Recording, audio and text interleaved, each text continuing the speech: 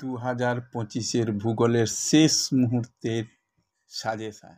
4টি প্রশ্নের উত্তর দিতে হবে, প্রাকৃতিক দিক দিয়ে 2টি এবং রাজনৈতিক দিক দিয়ে 2টি। যে সকল কোশ্চেনগুলো বলছি সে সকল কোশ্চেনগুলো মোস্ট ইম্পর্টেন্ট এবং 2025-এ আসার সম্ভাব্য অবশ্যই।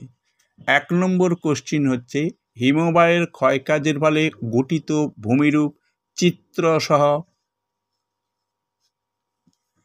লিখতে হবে এবং 3টি যে কোনো, এটি মোস্ট ইম্পর্ট্যান্ট। 2 নম্বর সমুদ্র স্রোতের কারণ ও জোয়ার ভাটার সৃষ্টির কারণ।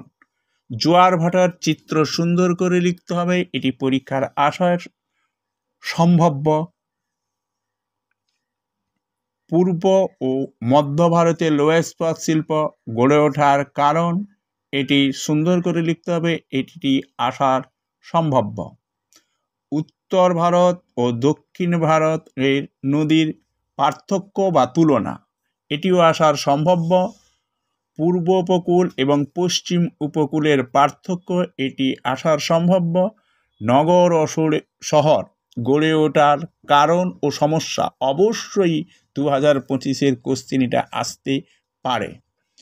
গম, চা, ধান চাষের অনুকূল পরিবেশ, এটিও আসার সম্ভাব্য। বায়ুচাপ উষ্ণতার তারতম্যের কারণ, এটিও আসার সম্ভাব্য। এই সকল প্রশ্নগুলো আসার সম্ভাব্য এবং যেগুলো আমি স্টার দিয়েছি এবং হলুদ কালারে সিম্বল করা আছে, সেগুলো অবশ্যই ভালো করে পড়বে এবং সেগুলো আসার 100% সম্ভাব্য আছে। এছাড়াও যে কোশ্চেনগুলোতে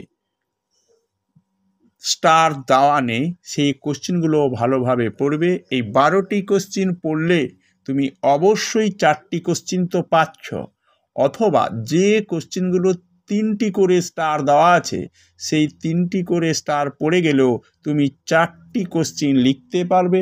প্রাকৃতিক দিক দিয়ে 2টি এবং রাজনৈতিক দিক দিয়ে 2টি অবশ্যই পাবে।